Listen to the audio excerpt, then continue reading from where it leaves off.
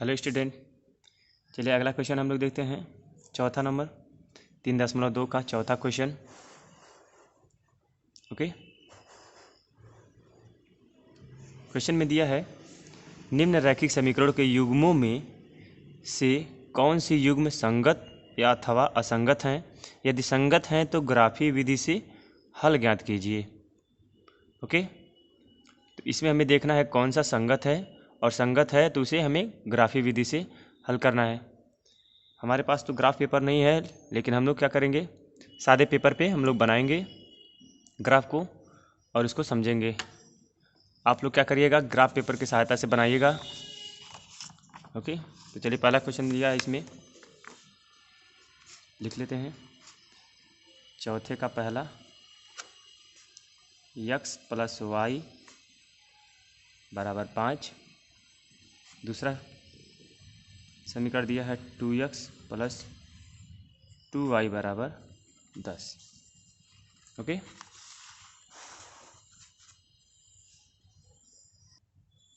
चालू करते हैं।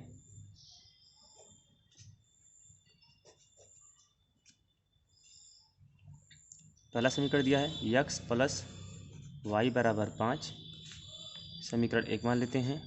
दूसरा समीकरण, अभी क्या करेंगे, इसको हम इधर पक्षांतर करेंगे तो हो जाएगा x + y - 5 = 0। ओके, दूसरे समीकरण को 2x + 2y और 10 को पक्षांतर कर देंगे बाएं तरफ तो हो जाएगा -10 = 0। ये हो जाएगा समीकरण 1 और ये समीकरण 2। ओके, अब लिखेंगे समीकरण 1 का व्यापक समीकरण जो होता है a1x + b1y + c1 = 0। इसी तरह समीकरण 2 का व्यापक समीकरण होगा a2x + b2y + c2 = 0। अब यहाँ से हम लोग करेंगे तुलना, समीकरण 1 और 2 का तुलना कर देंगे इससे। लिखेंगे तुलना करने पर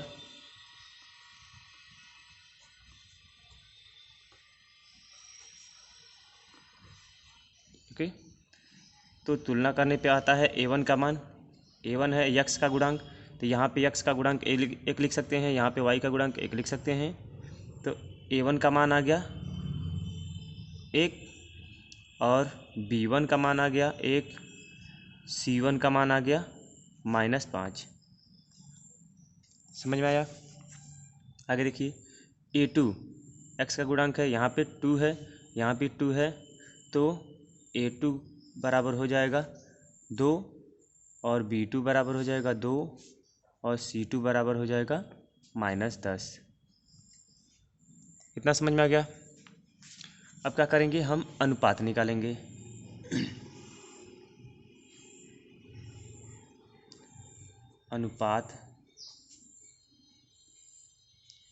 अनुपात निकालते हैं a1/a2।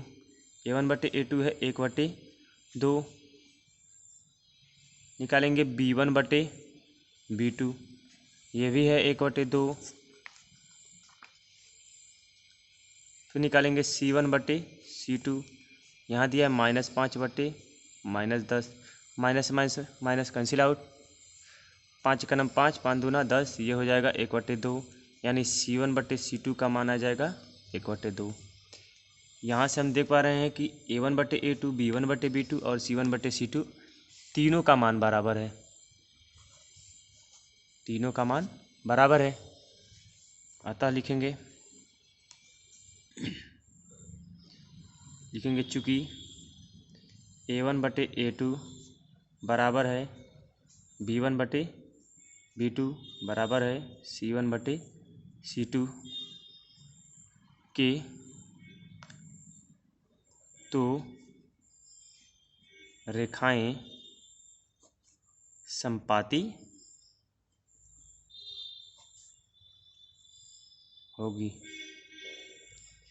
होंगी। ओके। संपाती का मतलब अगर कोई रेखा दिया है तो ठीक इसके ऊपर कोई दूसरी रेखा हो, तो होता है संपाती। यहाँ पे अनेक हल होगा, हर एक बिंदु उसका हल होगा। संपाती है अतः समीकरण के अनेक हल हैं, अनेक हल हैं। ओके। जब अनेक हल होगा, या तो समीकरण का एक हल हो या तो अनेक हल हो, तो होगा वो समीकरण संगत। लिखेंगे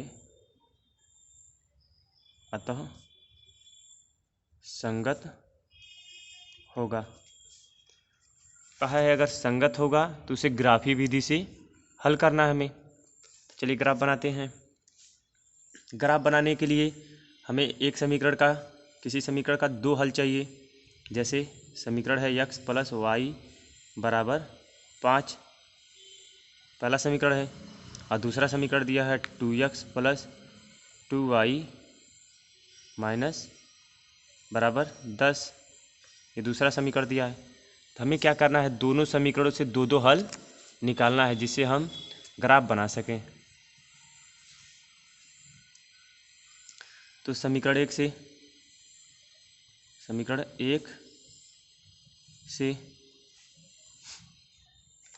अगर x बराबर, कॉलम बना लीजिए,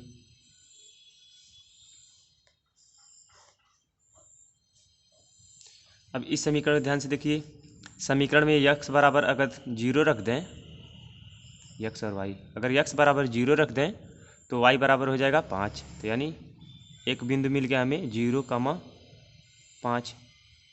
यदि y के स्थान पे 0 रख दें तो x का वैल्यू आ जाएगा 5, यानी y को 0 रखते हैं तो ये आ गया बिंदु। तो यहाँ से हमें दो बिंदु मिल गया P और Q। अगर इसे P मान दें, इसे Q मान दें, तो P बिंदु मिल गया हमें 0,5। समझ में आया। और दूसरा बिंदु हमें मिल गया 5,0। इसी तरह समीकरण दो से अब यहाँ पे क्या करते हैं, x बराबर 0 रखते हैं।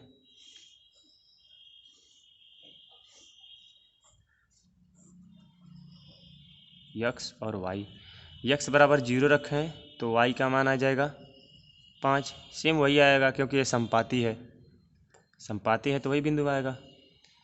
फिर 0 रखेंगे तो 5 प्राप्त होगा। अतः r और s मान दें इसे, तो r बराबर 0,5 और 5,0 हो जाएगा s की वैल्यू। चलिए अब ग्राफ बनाते हैं। चलिए ग्राफ बना देते हैं। ये हो जाएगा हमारा y अक्ष और ये है x अक्ष, x y डैश और ये x डैश, यानी यहाँ पे इधर होगा ऋणात्मक x, यहाँ पे इधर होगा धनात्मक x। ऊपर की तरफ धनात्मक y और नीचे की तरफ ऋणात्मक y। पॉइंट हमारा है, पहले लिख देते हैं 1 2 3 4 और 5। इधर भी 1 2 3 4 और 5।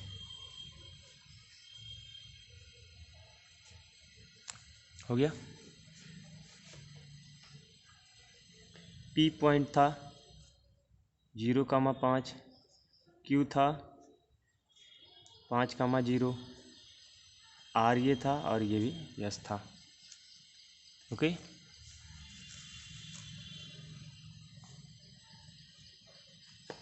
यही पॉइंट R भी था।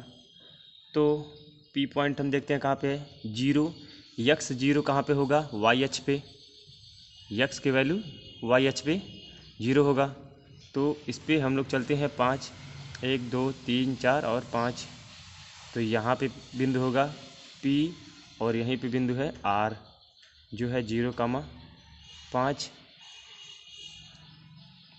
5,0 5 यक्स अक्ष पे होगा और 0 वाई की वैल्यू 0 हो तो यक्स अक्ष पे होगा। तो 5 इस पे गिन लेते हैं, 1 2 3 4 और 5। क्यू बिंदु यहाँ पे है, इनको मिला लेते हैं, पॉइंट को मिला लेते हैं। ये हो गया, इस बिंदु का नाम है क्यू जो है 5,0 और ये समीकरण है यक्स प्लस वाई बराबर 5। दूसरा बिंदु भी यही है, आर और यस 0,5, तो आर यहीं पे है और यस भी यहाँ पे, यस है 5,0 और आर है 0,5। अब इसको मिलाते हैं।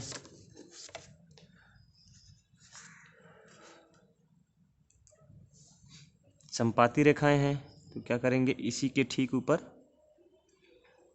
एक दूसरी रेखा दर्शाने की हम लोग कोशिश करेंगे।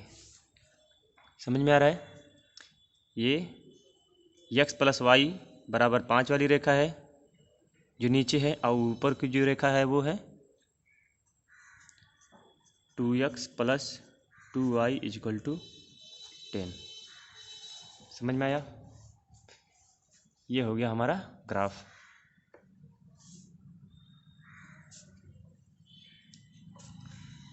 चलिए अगला क्वेश्चन देखते हैं।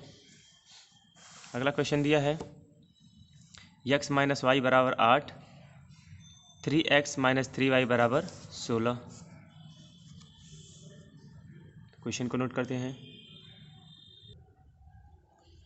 सॉल्व करते हैं इसे। यहाँ से इस समीकरण से लिख सकते हैं हम लोग x माइनस वाई, और इसको जब इधर पक्षांतर करेंगे हमें ध्यान देना है कि दाहिने पक्ष में 0 होना चाहिए। यहाँ पे दाहिने पक्ष में कुछ नहीं होना चाहिए, यानी न्यूमेरिकल वैल्यू यहाँ पे नहीं छोड़ना है, सभी को एक तरफ कर लेना है बाएं पक्ष में। तो ये -8 बराबर 0 लिखेंगे। ये समीकरण 1 हो जाएगा। इसी तरह समीकरण 2 को 3x माइनस 3y, जब 16 को 75 करेंगे तो हो जाएगा -16 बराबर 0। ये हो जाएगा समीकरण 2। पुनः समीकरण 1 का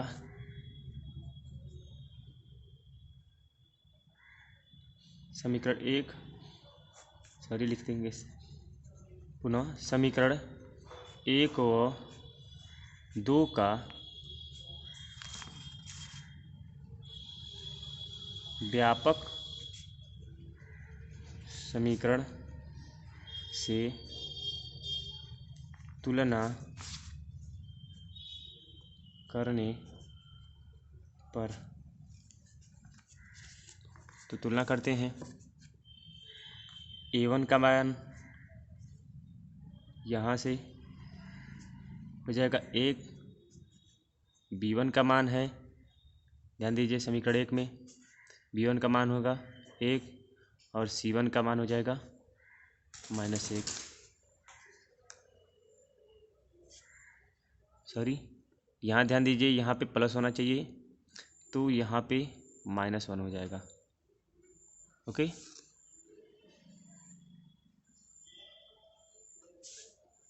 यहाँ पे वैल्यू माइनस हो जाएगी। इसी तरह a2, b2 और c2 का मान निकालना है, तो व्यापक समीकरण से तुलना कर देंगे। आप लोग लिख लीजिएगा व्यापक समीकरण।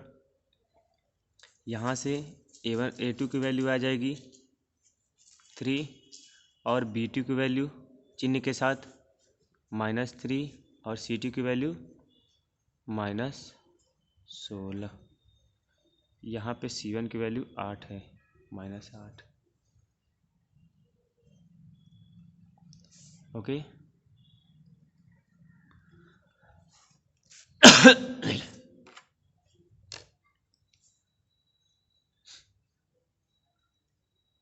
सॉरी। चलिए आगे लगाते हैं। क्या करेंगे अब, अनुपात निकालेंगे इनका। अनुपात यानी a1/a2, b1/b2 और C1/C2 निकालना है हमें। A1/A2 है 1/3, B1/B2 -1/-3, तो माइनस माइनस कट जाएगा, ये भी हो जाएगा 1/3।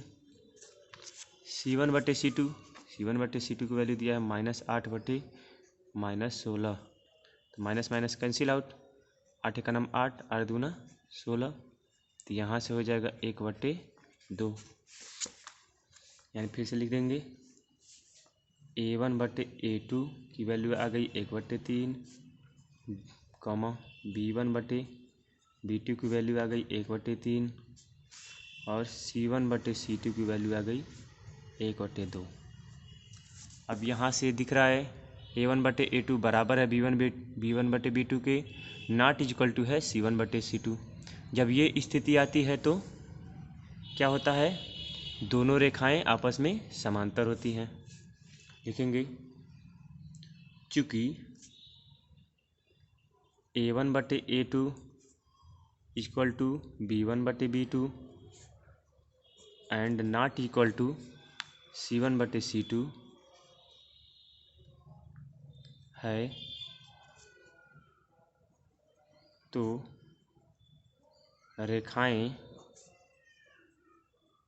समांतर हैं। जब रेखाएं समांतर हो गई, यानी रेखाएं कुछ इस प्रकार से हैं, तो रेखाएं एक दूसरे को आपस में नहीं काटेंगी कहीं पे भी। जब नहीं काटेंगी तो इसका कोई हल नहीं होगा, और जब कोई हल नहीं होगा तो वो रेखाएं असंगत होंगी। तो यहाँ लिख देंगे अतः यह असंगत है, असंगत। ओके, जब असंगत हो जाएगा तो हमें इसका ग्राफ नहीं बनाना है। समझ में आया? अब अपना बता देते हैं। समीकरण 1 और 2 का तुलना किए हैं व्यापक समीकरण से, तो A1 का मान आ गया है 1, B1 का मान आ गया -1, C1 का मान आ गया है -8, A2 का मान आ गया है 3 और B2 का मान -3 और C2 का मान -16 हो गया। पुनः उसके बाद हम लोग क्या किए हैं, अनुपात निकाले हैं A1/A2, B1/B2 और C1/C2। तीनों का मान निकाले हैं। A1/A2 का मान आया 1/3, जो बराबर है B1/B2 के, यानी 1/3 के बराबर है। C1/C2 का मान आ गया है 1/2। यहाँ से दिख रहा है कि A1/A2 और B1/B2 दोनों आपस में बराबर हैं और C1/C2 के बराबर नहीं है। तो ये स्थिति तब होती है जब दो रेखाएं आपस में समांतर होती हैं। जब समांतर होंगी रेखाएं तो वो एक दूसरे को काटेंगी नहीं।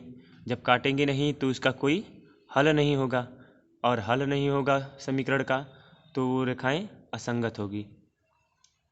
ओके, अगर असंगत हो जाएगी तो उसका हमें ग्राफ नहीं बनाना है, केवल हमें संगत का ग्राफ बनाना है। इस तरह से ये हो गया क्वेश्चन। चलिए अगला क्वेश्चन देखते हैं। क्वेश्चन दिया है 2x + y - 6 = 0, 4x - 2y - 4 = 0। चलिए क्वेश्चन लिखते हैं। तीसरा क्वेश्चन है 2x + y - 6 = 0 और दूसरा समीकरण 4x - 2y - 4 = 0।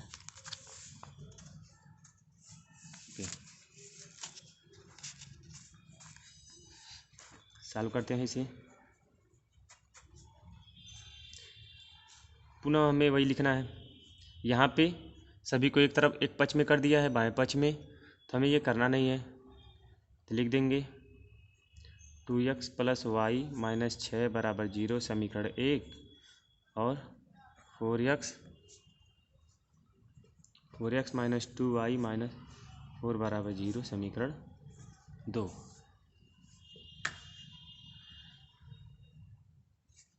ओके, यहाँ से हम कर देंगे समीकरण का तुलना व्यापक समीकरण से।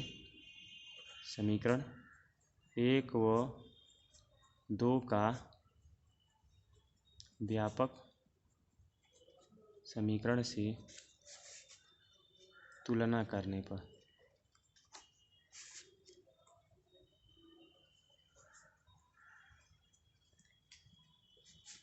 चलिए तुलना करते हैं।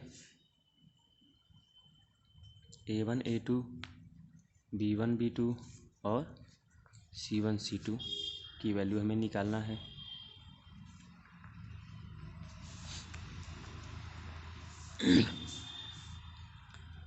A1 का मान है, ध्यान दीजिए समीकरण 1 में A1 का मान है 2, B1 का मान है यहाँ से 1 और C1 का मान है -6। समझ में आया? इसी तरह समीकरण 2 में देखेंगे A2 का मान है 4 और B2 का मान है -2 और C2 का मान है -4। पुनः हम क्या करेंगे, अनुपात निकालेंगे इनका। अनुपात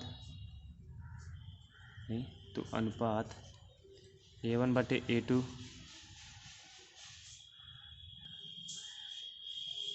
B1 बटे B2 C1 बटे C2। A1 बटे A2 का मान हो जाएगा 2/4 या इसे लिख सकते हैं हम लोग 1/2। ओके। B1 बटे B2 का मान दिया है 1/-2, 1/-2 या इसे लिख सकते हैं हम लोग -1/2।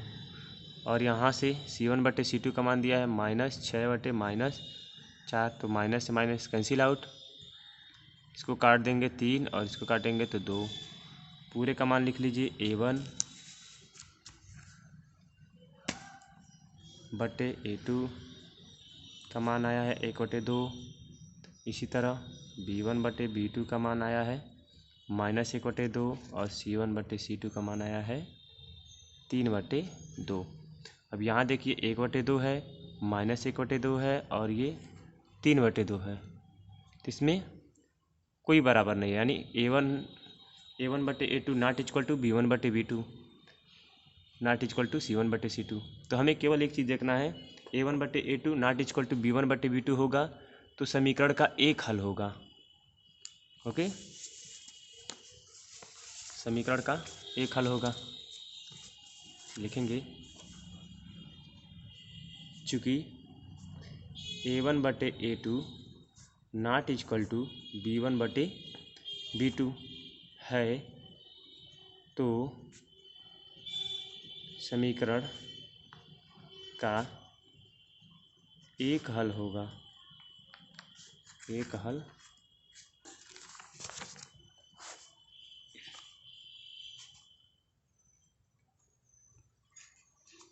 जब एक हल होगा तो ये संगत होगा, अतः संगत होगा। जब संगत है तो इसका हमें ग्राफ बनाना है।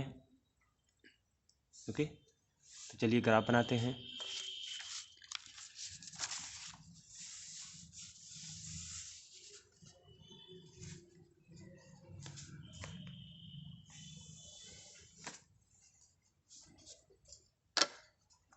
इससे पहले हमें क्या करना है, पॉइंट निकालना है दो। तो सबसे पहले पॉइंट निकाल लेते हैं। समीकरण 1 है हमारा x 2x प्लस y बराबर 6 और समीकरण 1 है। और समीकरण 2 है 4x माइनस 2y बराबर 4। यह है समीकरण। चलिए यहाँ से क्या करेंगे हम लोग, दोनों समीकरण से दो मान हमें प्राप्त करना है। तो इसके पहले हम क्या कर रहे हैं, कॉलम बना ले रहे हैं।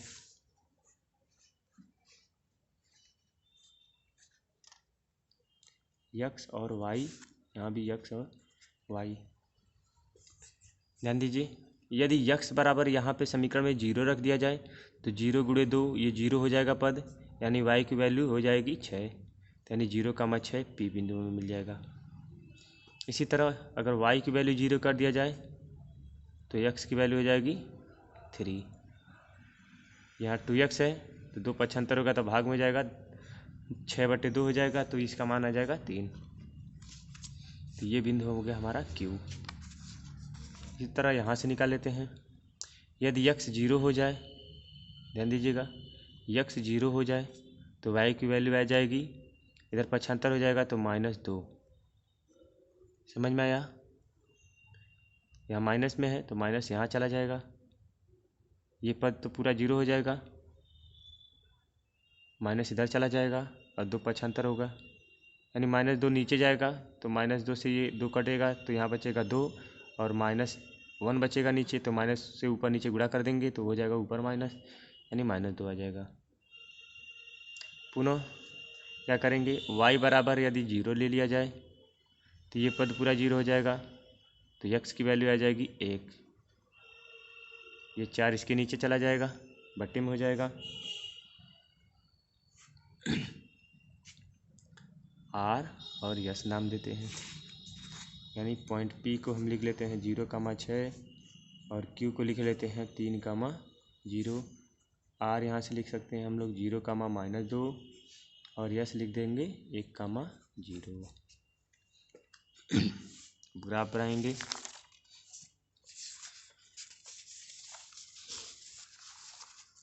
पॉइंट हमें याद रखना है।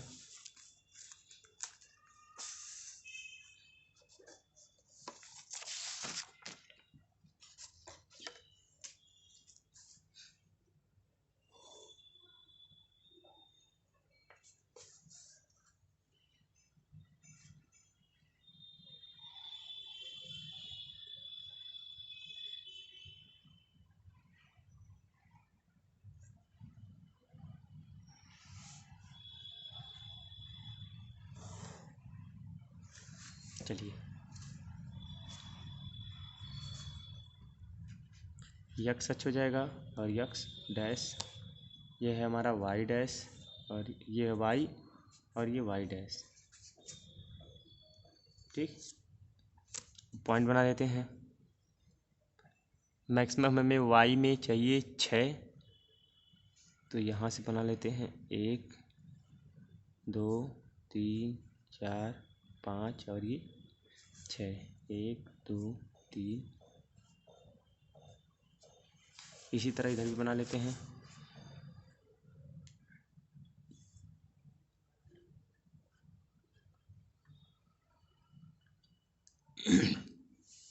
ग्राफ पेपर पे ये बना रहेगा, तो आप लोग ग्राफ पेपर पे बनाइएगा,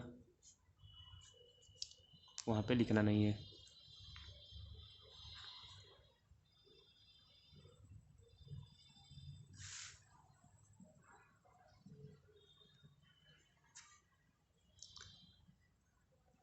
ठीक है, नीचे की हमें वैल्यू ज़रूरी नहीं है। अब ध्यान दीजिए, P का मान दिया है 0,6, यक्स 0 होगा वाई अक्ष पे, यानी इधर कहीं यक्स वाई अक्ष पे, और वाई के मान है 6, तो यहाँ पे बिंदु है वो P, और इसका मान दिया है 0,6। पुनः Q बिंदु देखेंगे 3,0, वाई 0 होता है यक्स अक्ष पे और दिया है यक्स का मान 3, तो यहाँ पे है। अब इसको मिला देते हैं।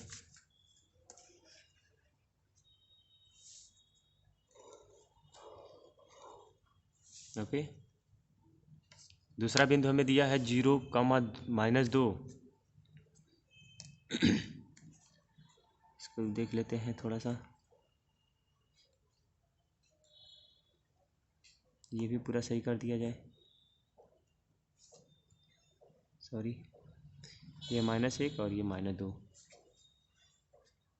0,-2 दिया है, तो 0 यक्स अक्ष पे होगा, वाई अक्ष पे यक्स का मान 0 होगा, तो यहाँ है बिंदु R जो दिया है 0,-2, और यस का मान दिया है 1,0। 1,0 यहाँ पे है, यस 1,0। इसको मिला देते हैं।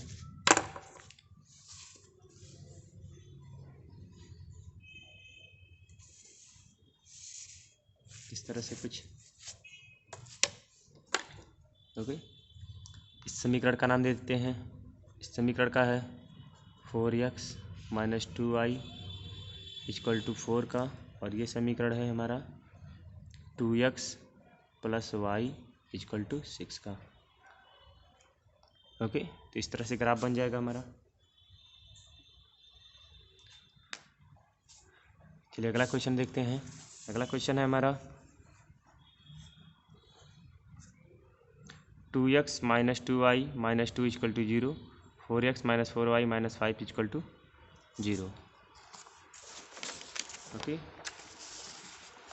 चलिए क्वेश्चन लिखते हैं।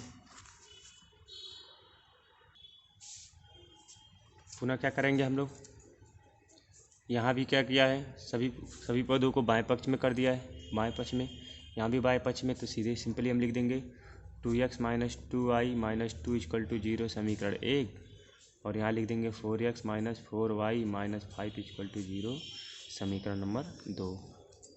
दोनों समीकरणों का हम व्यापक समीकरण से तुलना कर देंगे। तो लिख देंगे समीकरण 1 व 2 का व्यापक,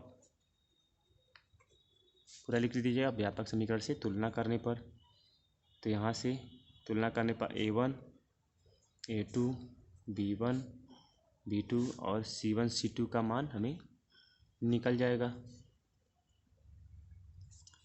a1 का मान ध्यान दीजिए, समीकरण 1 में a1 का मान है -2, a1 का मान है 2, b1 का मान यहाँ देखिए -2, c1 का मान यहाँ पे -2, a2 का मान 4 दिया है, b2 का मान -4 और c2 का मान -5 हो गया। अब हम क्या करेंगे, अनुपात निकालेंगे इनका। अनुपात यानी a1 बटे a2 देखिए कितना आता है, 2/4 कट जाएगा, तो इसका मान लिख सकते हैं 1/2। पुनः b1 बटे b2 का मान निकालेंगे, तो ये दिया है -2/-4 कट जाएगा, और ये भी कट जाएगा, 1/2 आ जाएगा इसका वैल्यू।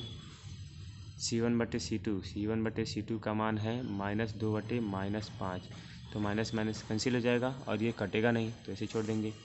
पुनः लिख लेते हैं a1 बटे a2 बराबर 1/2, b1 बटे b2 बराबर 1/2 और c1 बटे c2 बराबर 2/5। कुछ समझ में आया? आप ध्यान दीजिए, यहाँ पे 1/2 बराबर 1/2, a1 बटे a2 बराबर b1 बटे b2 होगा, तो रेखाएं कैसी होंगी? समांतर होंगी।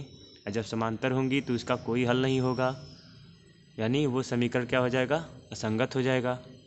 यदि असंगत हो गया तो हमें उसका ग्राफ नहीं बनाना है। ओके, तो लिख देंगे चूँकि a1 बटे a2 इक्वल टू b1 बटे b2 और नॉट इक्वल टू c1 बटे c2, अतः तो रेखाएं समांतर हैं,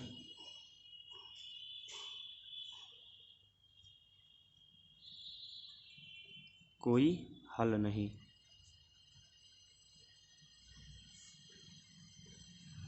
अतः यह असंगत है। असंगत, जब असंगत होगा तो हमें इसका ग्राफ नहीं बनाना है। ओके, क्वेश्चन देख लीजिए ध्यान से।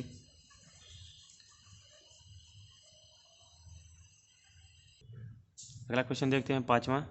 एक आयताकार बाग जिसकी लंबाई चौड़ाई से 4 मीटर अधिक है का अर्ध परिमाप 36 मीटर है। बाग की बीमाएँ हमें बताना है। तो हमें सबसे पहले ध्यान देना है, क्या कहा यहाँ पे? आयताकार बाग जिसकी लंबाई चौड़ाई से 4 मीटर अधिक है। चौड़ाई से लंबाई अधिक है, तो हमें चौड़ाई को मान देना है। ओके, चलिए पांचवा क्वेश्चन लगाते हैं। देखेंगे माना आयताकार बाग की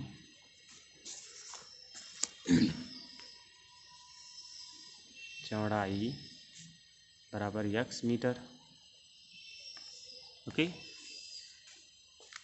अतः या तो आयताकार बाग की लंबाई बराबर हो जाएगा x प्लस 4। ओके,